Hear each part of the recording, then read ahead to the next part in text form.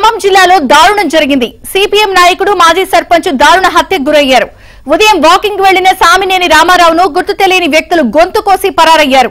చింతకాని మండలం పాతర్లపాడులో ఈ ఘటన చోటు చేసుకుంది. ఘటనా స్థలానికి చేరుకున్న పోలీసులు రామారావు హత్యకు కారణాలపై దర్యాప్తు చేస్తున్నారు.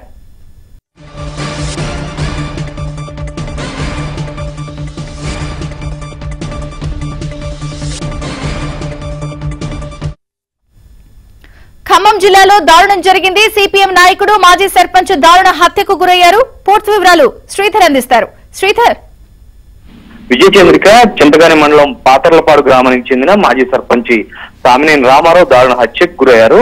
ఈ రోజు ఉదయం ఆయన తెల్లవారుజామున వాకింగ్ చేస్తూ తన పశువుల కొట్టంలో శుభ్రం చేసుకుంటూ పని చేసుకుంటున్నారు. ఆయన ఆ సమయంలో గుర్తు తెలియని వ్యక్తులు వచ్చి దాడి చేసి అతని కత్తులతో నరికి చంపారు. రామారావు అక్కడికి చనిపారు.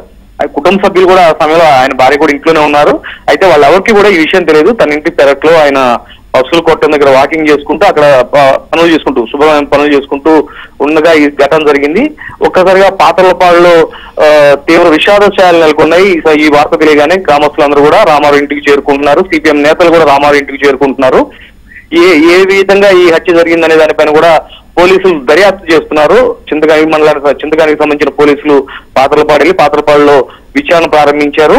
రామారావు గత కొంతకాలంగా ఆయన ఎప్పటి నుంచో సిపిఎం లోనే పనిచేస్తున్నారు. సిపిఎం లో ఆయన ఇంతకు ముందు యాక్టివ్ గా ఉన్నారు. ప్రస్తుతానికి ఆయన తన పనిని తన గ్రామంలో తన విధుల్లో తన పనిలో తాను ఉన్నారు. అయితే రామారావుకు వయసు 72 సంవత్సరాలు ఉంది. ఏ విధంగా రాజకీయ కక్షల నేపథ్యంలో హత్య జరిగిందా లేదా మరి ఏదన్నా ఇతర వ్యక్తులతో ఎవరిపైన విభేదాలు ఉన్నాయి ఏంటనే దానిపైన కూడా పోలీసులు సమాచారం తీసుకుంటున్నారు. రామారావు హత్యతో ఒక్కసారిగా ఖమ్మం జిల్లా వ్యాప్తంగా కూడా సిపిఎం నేతల్లో విషాదం నెలకొంది. Vijayachandrika. Okay Sridhar, thank you.